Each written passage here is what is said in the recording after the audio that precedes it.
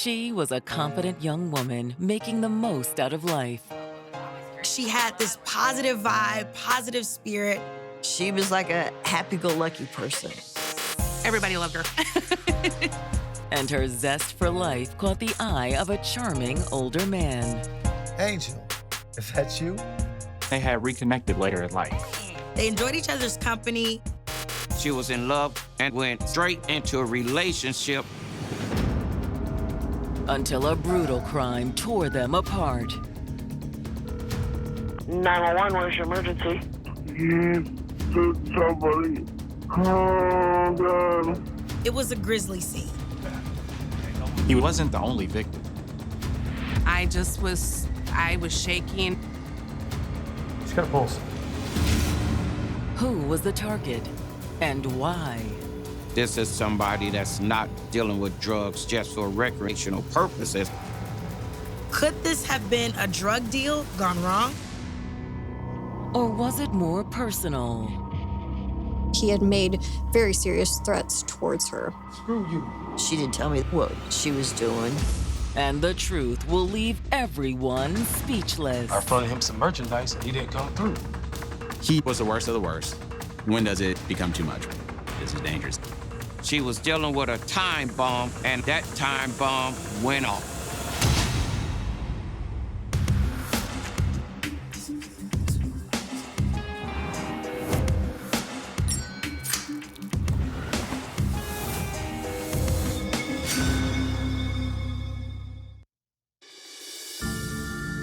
November 21st, 2018. It's early Wednesday morning in Alton, Illinois, a close-knit community across the river from St. Louis, known to many as the most haunted small town in America. It's home to a lot of haunted history. Spooky and abandoned hotels, ghost tours. Haunted and cursed, that seems to be the theme of Alton. Hard luck is kind of our personality. There's notable significant events in Alton's history. One, the Confederate prison. There was a smallpox outbreak, and apparently some of the islands right there in the middle of the river there is where they would just take boats full of people and just dump them there. It's a theme that continues to plague the city. There is a significant amount of crime that comes from Alton. And for one Alton resident, the city's reputation has hit too close to home. Around 4 o'clock in the morning, 911 dispatch received a call from a young man named Jerry Phelps. 911, where's your emergency? 25 shot. Oh, God, I'm bleeding. It was clear that he was in pain. Where's the person that shot you? Oh, shit, I don't know. He came inside. He left. Jerry's telling police that he needs help. He's losing blood fast. My legs are getting numb. I don't want to die. Please, somebody. First responders arrive within minutes. Alton police, we're coming in. Inside, they find Jerry collapsed on the couch, covered in blood and gasping for air. He was shot in the chest and then a couple times in his legs. He was in a significant amount of pain and had difficulties communicating. But Jerry manages to point the officers toward the back of the home. My friend, Angel. Okay. Jerry lives with a woman. He doesn't know where she is. He doesn't know if she's okay. Police make their way down the hallway and round the corner into Angel's bedroom.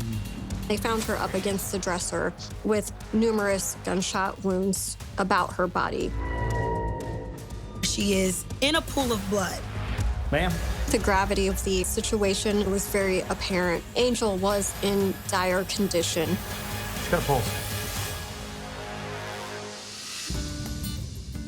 31-year-old Angel Sidle was always a bright light in the lives of her loved ones. She lived her life and she had fun. She enjoyed every day.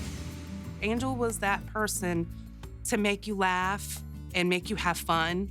She was one of those people you love her. She didn't just touch your life. She touched your heart. Even as a child, nothing could dampen her spirit.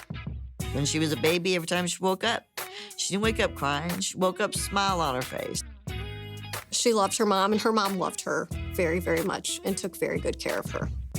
I didn't go back to work until she was in first grade because I didn't want to miss that first step, that first walk, that first word, or anything like that. As she got older, Angel excelled both academically and socially. She was a good girl, and she was polite. She was excellent with numbers and math. She was popular. She had a ton of friends. But at home, Angel was dealing with more than she ever let on to her classmates. Angel's parents separated when she was young, and she spent most of her time with her mom. Every weekend, she went to her dad's house, but he became distant and kind of walked out of her life. Her father's abandonment deeply affected Angel. One time she told me, she said, well, I know you and Mom don't get along, but we can go out and have lunch. Just call me. He never called her. She had asked him to come to her graduation, but he didn't show up. When you leave a child, that is something that sticks with them for the rest of their life. It's a wound that never heals. She said, well, every time I call Dad back, she says he just hangs up on me. I said, you just have to learn to let it go. That's the way it was going to be, and you have to accept that. But she never let her father's choices hold her back. Hey, hi, how are you? After high school, she got her job, and she worked there ever since. She was a hard worker. She had a good time. She didn't go into work saying, well, I hate this job. She was always smiling, always happy. She made work fun. They were looking for somebody to work inside the post office, and I was telling her, you ought to get that job. You have benefits, you have all this. And she'd say, no, Mom, I don't want that. Everybody wanted to work with her. She'd tell jokes, and she even did little pranks on people. Over the years, Angel's co-workers had become like family to her, and she'd even moved in with one of them. What's up? Jerry Phelps. She was like, he's a good guy, he'll pay rent. She invited Jerry to come live with her to help pay some of the bills around the house. She was taking care of herself. But while Angel's friendships thrived, she longed for something more. She wanted love from a good man, that companionship, that closeness. Because of her dad, she looked for is somebody to fill that. She never really could find that. Angel knew how to pick them. She'd always get these guys who didn't have jobs and didn't work. Angel's last relationship had ended in an explosion of violence. She went to tell him that she didn't want to be with him anymore. And she said the next thing she remembers seeing stars and his mom saying, run, run. But eventually, she reconnected with someone from her childhood who helped restore her faith in men. Angel, is that you?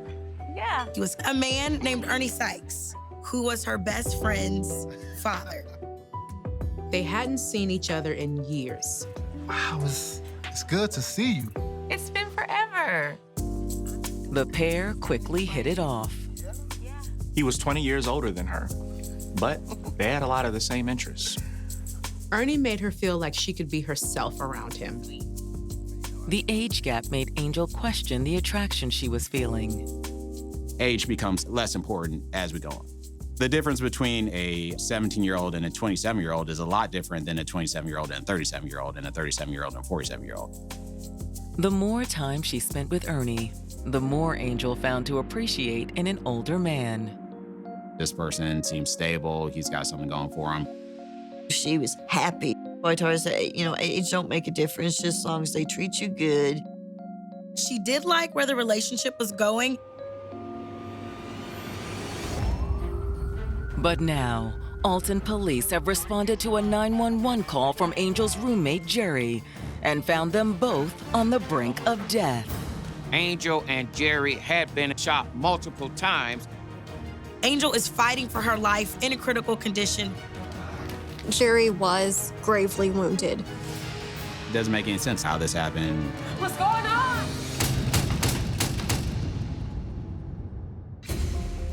31-year-old Angel Sidle had everything going for her. A job she loved, friends she adored, and a new man in her life. Ernie Sykes was her friend's father, and they had reconnected later in life. He was older than her, but I had like a good first impression. She was happy. But instead of planning a future with her new boyfriend, She's got a pulse. Angel and her roommate Jerry Phelps are now both suffering from multiple gunshot wounds. Someone came into their house and shot them. What's going on? Angel was still breathing and she was fighting for her life. The authorities did rush both Jerry and Angel to a hospital very quickly. As the sun rises, news of the brutal shooting sends Angel's loved ones reeling. I got a phone call. It was the lady, and she said, "We have your daughter here, and you need to get here as fast as you can. She's in critical condition." And I said, "Oh my God." While family races to the hospital to be by Angel's side, Alton, Illinois homicide detectives are called to the scene of the crime. This was immediately treated like a homicide investigation because there was a high likelihood that Angel and Jerry wouldn't make it. And if they did, it would still be an attempted homicide. The first thing we find is a guy face up on the couch here, 2 hits to the chest. He advised there was another victim in the back. It was important for them to gather as much evidence as they could, as quickly as they could. Investigators scour the home for clues to what happened that night. Based on the blood splatter, it looked like Angel and Jerry had each been shot in their bedrooms. They located several shell casings in Angel's room. They located projectiles in the wall behind Angel's bed. They located shell casings in Jerry's room. It looked like whoever did this caught them off guard, maybe while they were sleeping. Detectives identify the shell casings as .38 caliber ammunition, but there's no sign of the shooter's gun. It was clear that somebody had taken a gun out of the home prior to their arrival, which was very quick. The police needed to figure out who was the intended target here, Angel or Jerry or both. Searching the bedrooms, detectives may have found their answer. Investigators did locate some drugs in Jerry's room. They find empty pill capsules, marijuana, meth. And they, in the back of the closet, they find a semi-automatic rifle. That's not dealing with drugs just for recreational purposes, but this is a drug dealer who's looking to distribute drugs. It's a discovery that opens a world of possibilities. Is this a drug deal that has gone bad? Was someone trying to get payback? Was Jerry being set up, maybe even robbed?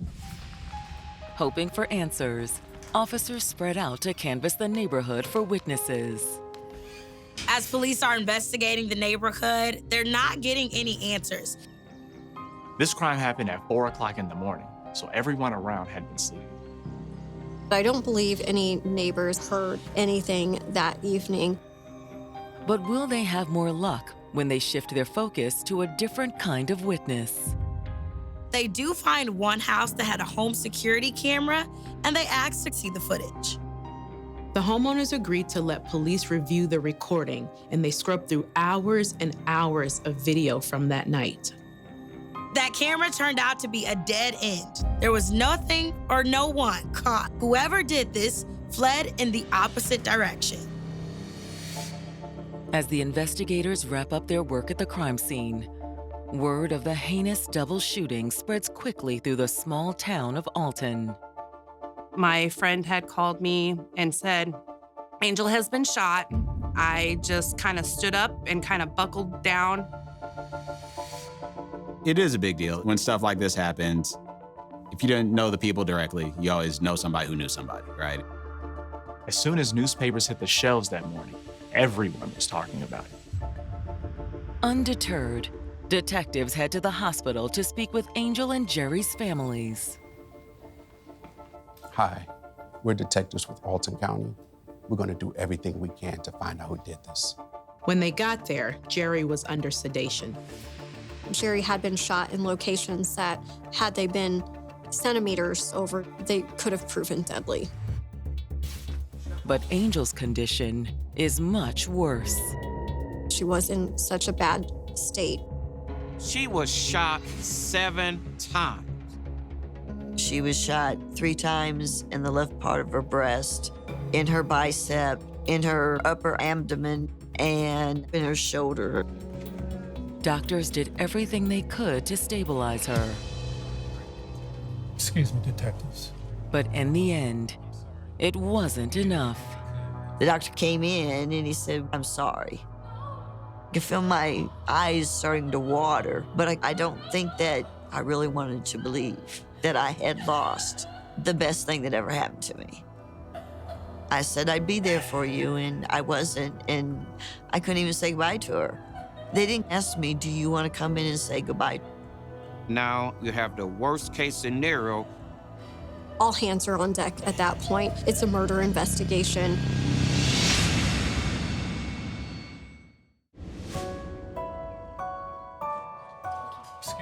Despite their best efforts, doctors in Alton, Illinois have just broken the terrible news that Angel has passed. It was like, I must be still asleep. This is not really happening. I didn't lose my angel. Still in shock, Gail is forced to confront every parent's worst nightmare, identifying her daughter's body. They had the covers pulled all the way up to her chin. And I just remember saying, yes, that's my daughter. I wasn't allowed to touch her because they said her body was considered as evidence. And I told them, I said, well, I brought my child into this world. I kissed her, and I can't kiss her as she leaves this world. And they said no. Determined to get answers, Angel's mom turns to detectives who are waiting to speak with her. Everyone's working as quickly as possible to make sure that this crime is solved. I want to help. She pulls it together. She talks to detectives. But she has no idea who could have done this to her daughter. Was Angel on bad terms with anyone? No, not that I know of. How about boyfriends? Was she seeing anyone? Gail knew her daughter had been back on the dating scene, but she didn't know who any of the new prospects were. As far as she was aware, nothing out of the ordinary was going on in Angel's life. She was planning things that were coming up for Thanksgiving and activities with her family. She said everything seemed fine. Well, actually, there was this one thing. Before it happened, there was 2 nights she stayed at my house. Gail told detectives that Angel had spent a few nights at her home. Was it normal for her to stay over like that for several days? Not exactly. She was just happy to have her daughter back. In the back of her mind, though, she was wondering why Angel was at her house. Are you sure everything's okay? Yeah, can't I just want to spend some time with my mom? Angel's mother had some type of feeling. I don't know. It's like she was trying to avoid someone. Gail says the day Angel returned home was the day she was killed. Last night was the first night she was back home.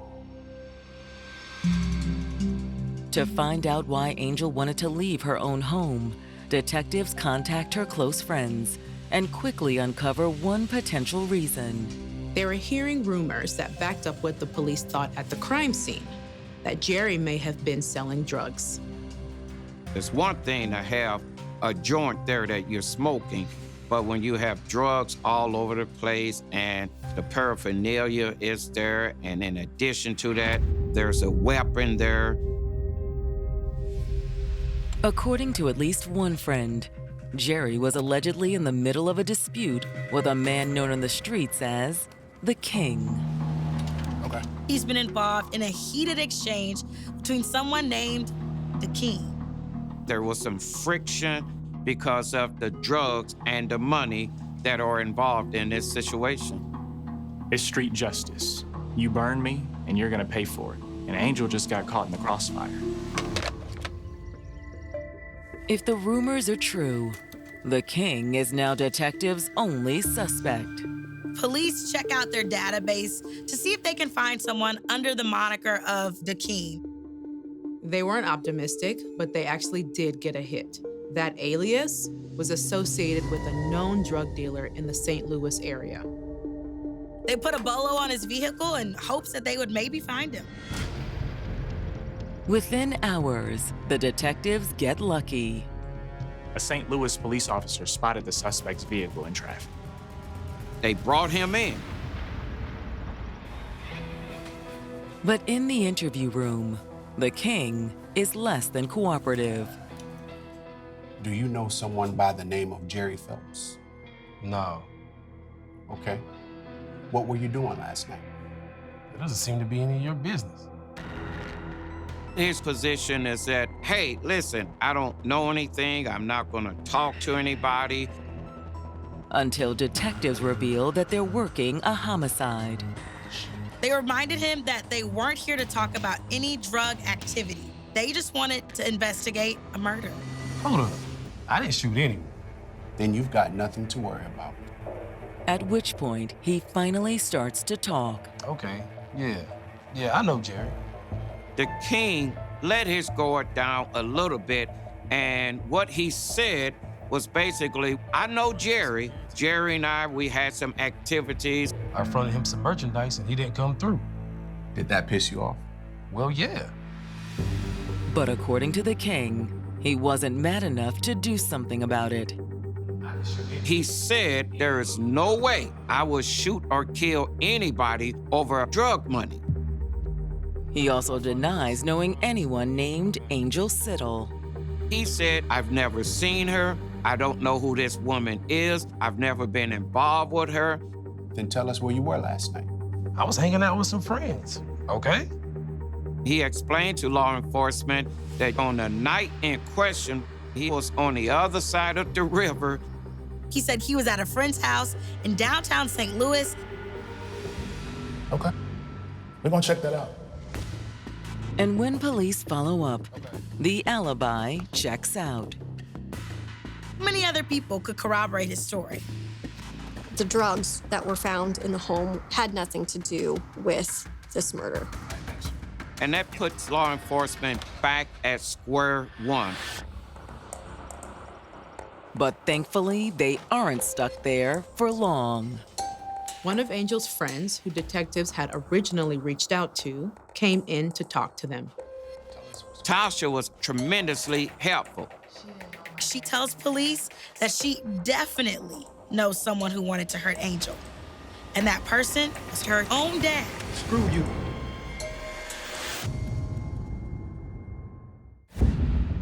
After ruling out one suspect in the double shooting of Angel Sidle and Jerry Phelps, detectives have just received a new lead from Angel's friend Latasha, her own father, Ernie Sykes. Ernie is now dating his daughter's best friend. Latasha and Angel had been friends since they were kids. Understandably, Angel had been nervous to tell her friend about the relationship. At first, Angel was hiding it from Tasha, but then she decided to go ahead and tell her because of their friendship. I mean, I thought it was weird at first, but they're both adults, so they can do whatever they want. They felt like we're both in the same stage of life, we're both working and trying to do our thing, and if we care about each other, it doesn't matter. But Latasha says she had concerns about the relationship from the very beginning. There were some prior experiences with her father and her mother's relationship that concerned her. She didn't know my dad the way that I do. Tasha goes on to say, my father can be abusive, my father can be controlling, my father can be mean-spirited. I've seen this from a front row seat. But Angel was too smitten with her new boyfriend to take the warning seriously. Angel is so much in love, she runs past all of these red flags. This logically doesn't make sense. If he hit my friend's mother, then maybe he wouldn't be a good partner for me. So there's our thinking side, and then there's our feeling side, right? And which one do you think is more powerful? And before long, Angel experienced Ernie's dark side firsthand. We went out for drinks and she had this big black eye. And I said, "What's going on?" Angel confides in her about what's happening between her and her father. She's been keeping a dark secret that, yes, Ernie is abusive to her. Angel knew she was in a bad spot, but she was hesitant to cut ties with Ernie. It wasn't all bad. They had good times too. It's not uncommon for someone in an abusive relationship to focus on the good and brush the bad under the rug. She was in love with him. She thought he would change. But as Angel tried to wait out the storm, the situation only got worse. She come to work with black eyes. She has physical signs that she's been abused, black eyes, she have marks, and Ernie, his pattern of abuse has continued. When does it become too much? When is it apparent that this isn't going to work or this isn't safe for me? For Angel, that realization came a month before she was killed. It deteriorated enough where she had to get out of there. She was ready to leave the relationship. It took her some time, but she finally did it. She finally left him. They had split up. She was done. She was really done. She was not going back. Latasha explains that closing the door on Ernie opened one for someone new. She started hanging out with Jerry a lot more. He was really nice to her and treated her really good. I don't think she had that interaction with anybody like that before. I thought they were really cute together. She was happy, she was laughing, she was relaxed. She was Angel again. However, while Angel had moved on, Ernie was still clinging to the past. He couldn't accept that they had broken up. He wanted to get back together. And when he heard that she was seeing Jerry, he was furious. Just a few days before the shooting, the tense situation reached a tipping point. Latasha told them that she and Angel were at a bar when Ernie showed up and caused a scene. Ernie goes off the deep end. He got into her face and was calling her names. I know what you've been doing behind my back. He was accusing her of messing with Jerry, and he said stuff like, "I knew it the whole time." Hey, I haven't done anything to you. Screw you. Stop! Get off You of me. stay out of this.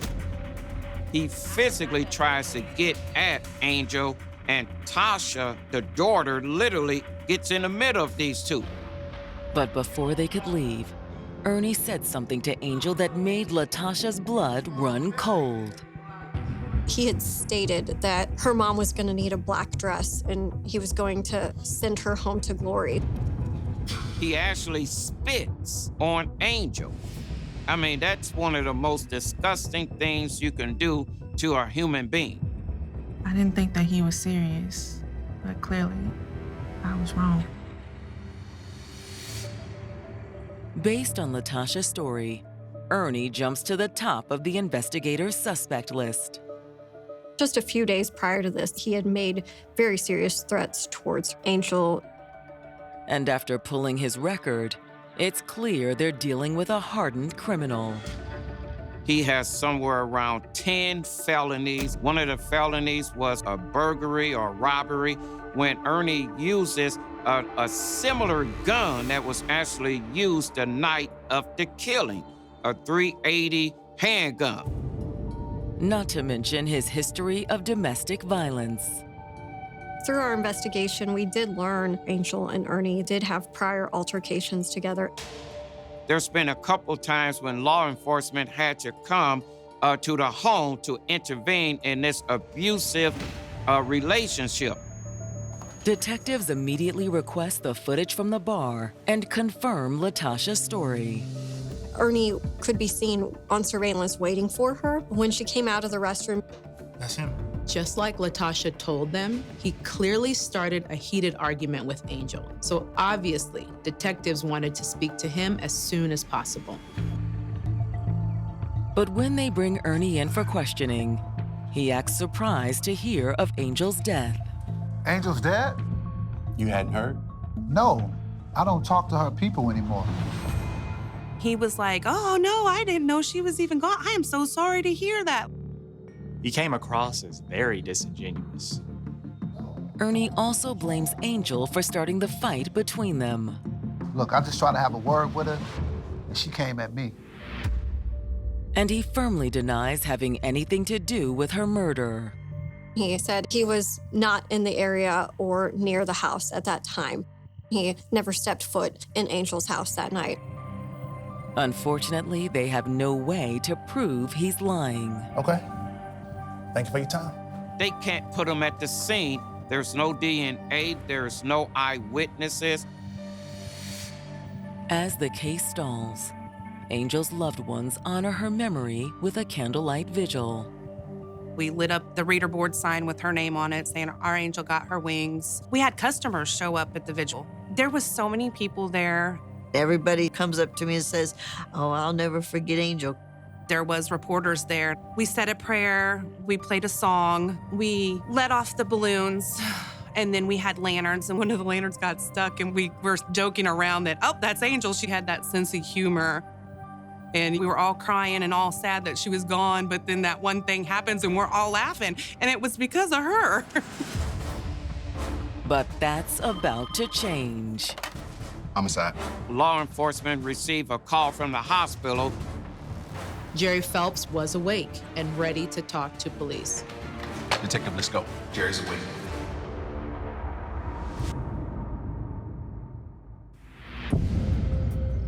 When detectives questioned the ex-boyfriend of Angel Sidle, he told them he played no part in her murder.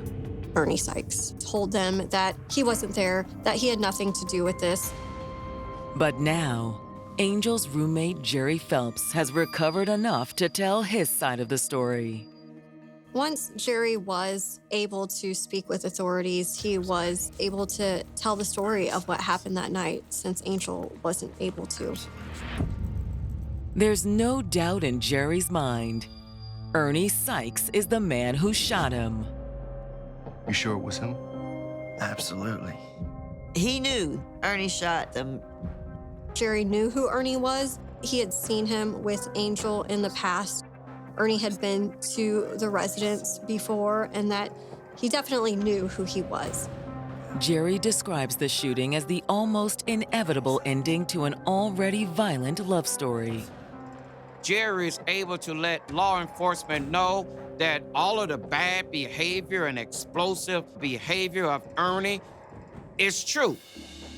Did you ever see him get violent with her? All the time. Apparently, Ernie would throw things, pull Angel's hair, even hit her. If he would hear like a thump or something got thrown or something, then he would intervene. Jerry says he couldn't have been happier when she finally cut Ernie out of her life. He obviously cared about her. Jerry told authorities that they did start an intimate relationship. But he says Ernie Sykes continued to cast a dark shadow over their relationship. He more or less stalked her all the time. He knew when she got off work and would wait for her at the bus stop. He would follow her, he would call her. It was like he couldn't leave her.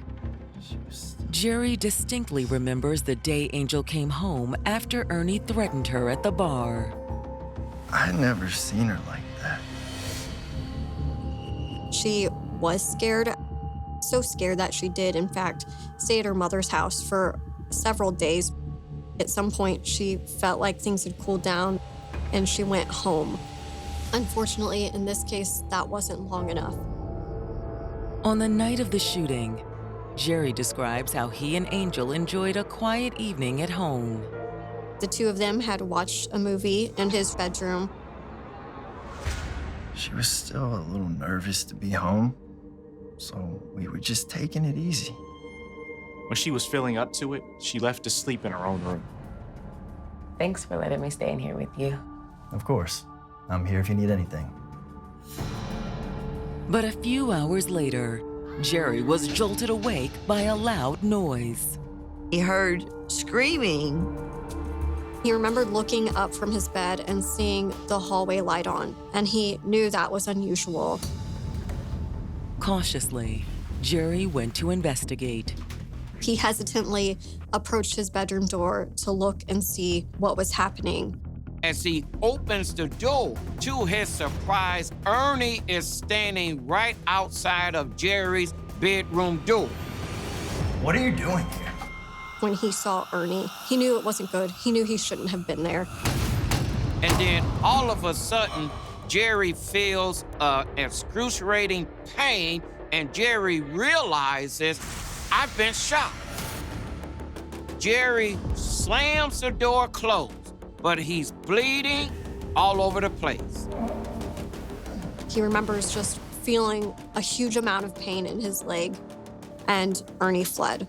He then attempted to locate his telephone and was able to call 911. Through it all, Jerry had no idea what happened to Angel. Is she here? Can I see her? That was a difficult piece of news for the detectives to share with him. I'm so sorry. She didn't make it. I can't imagine what that's like, the regret, the sadness. How could I have kept this from happening? Now armed with Jerry's eyewitness account of what happened, detectives are ready to confront their suspect again. They knew that they had to find Ernie. They were able to locate him and bring him in for another interview. At first, he had stuck to his original story, that he had nothing to do with this, and he had no idea what happened to Angel and Jerry. Look, we know you were there. We talked to Jerry. Once he was confronted with the evidence that authorities had against him up to that point, his story did change. Ernie's new account of the night of the shooting is the last thing the detectives ever expected to hear. Pete says, okay, I was there, but here's what happened for real this time. He said, yes, I shot him, but it was self-defense.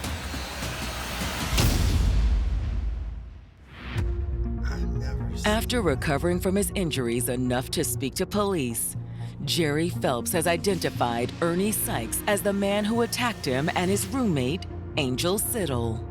Ernie has been displaying abusive behavior towards Angel. He was able to say that Ernie Sykes was the person that shot him.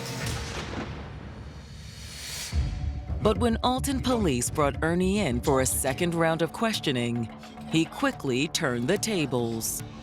He said he had gone to Angel's house at around 3 or so in the morning in order to get some of his property. And when he got there, he stated that while he was in the home, Jerry just came out of his room and started firing a gun wildly. Ernie's story changes to the point that he said it is self-defense. I grabbed a gun from Jerry and we start fighting and wrestling for the gun.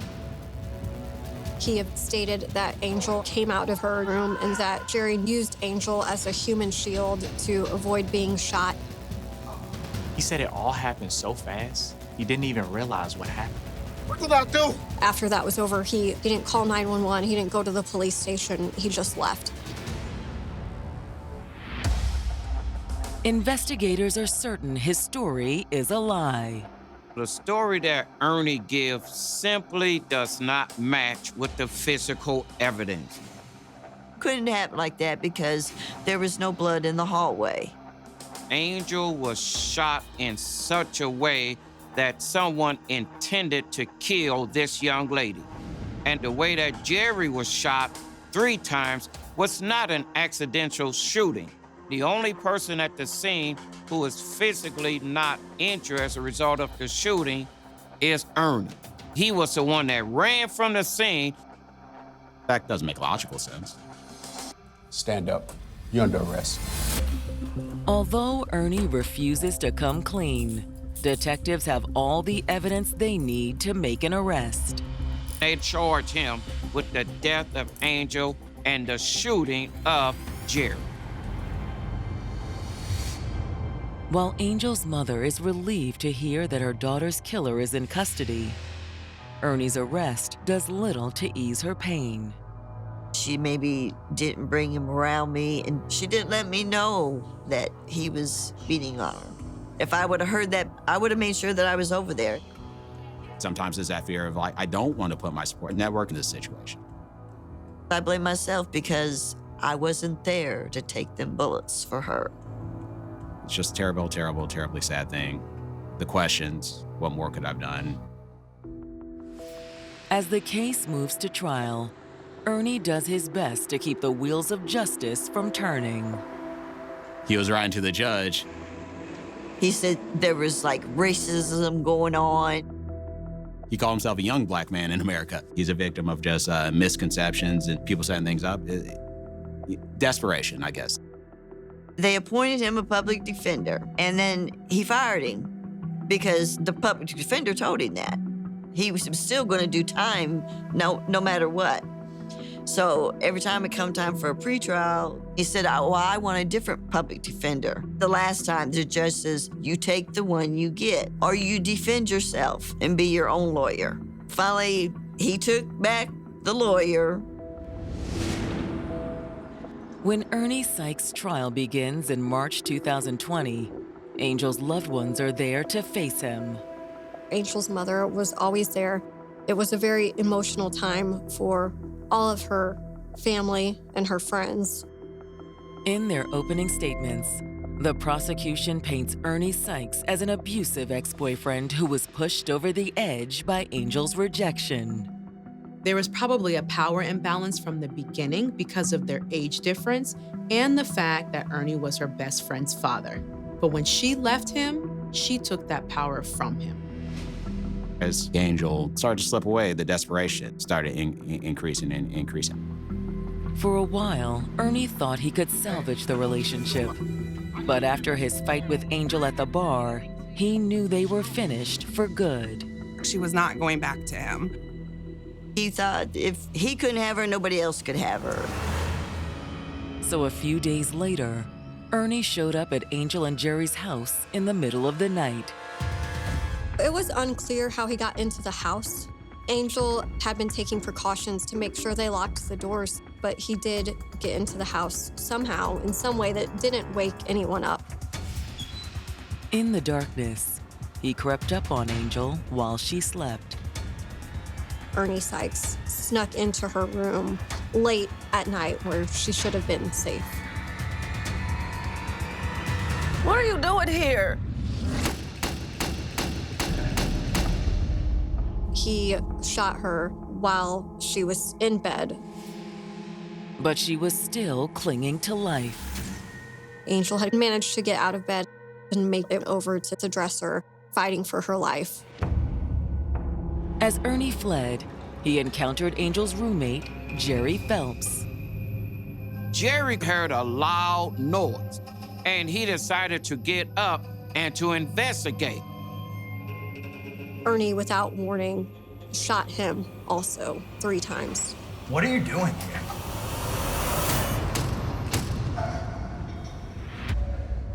To build their case against the defendant, prosecutors call a surprising star witness, Ernie's own daughter, Latasha Graves. She did come into court and testify as to the relationship that Angel had with her father and the prior instances between them. I don't think that was a decision that was made lightly, but she knew that something needed to be done. It's something that's very difficult for somebody to do against a family member. When it's the defense's turn, Ernie takes the stand and tells the court a new story about what happened that night. His story changed again. He said while he was there, someone else came in and did the shooting. This mythical, magical person shows up that really did all of this bad stuff. Some person who had never been disclosed prior to this. He was trying to talk his way out of it. I was like, man, why does he keep lying? The jury doesn't buy it for a second. We went to the restroom, maybe smoked a cigarette, and by that time, prosecutor was out there waving us to come back in. It was that fast. Ernie was convicted of first-degree murder for the murder of Angel, and he was also convicted of attempted murder of Jerry. In line with the heinous nature of his crime, the judge hands down an equally harsh sentence. He named off how many years he was getting, and it was a total of 125 years with no chance for parole. He's never going to live a life other than prison. So that does give me some calmness. Even though Ernie's punishment provides some measure of relief for Angel's loved ones, it's no replacement for the life he took away forever. She was 31. She should have had a long life ahead of her. That it also teaches you that you never know when your last day is, you know, and Angel lived life to the fullest. I think she knew she wasn't gonna grow old. I just feel empty. I just feel hollow. I can't feel that love anymore. The only thing I have of her now is memories, and I wish that I could say she was right here with me right now. She was my life. I mean, I wrapped my world around her, and I couldn't even say goodbye to her. I don't know how many times I've tried to pick up the phone and call her, or I've drove down the road and seen a truck that looked like hers and waved just because I forgot that she wasn't with us anymore. She should be here, and he took that away.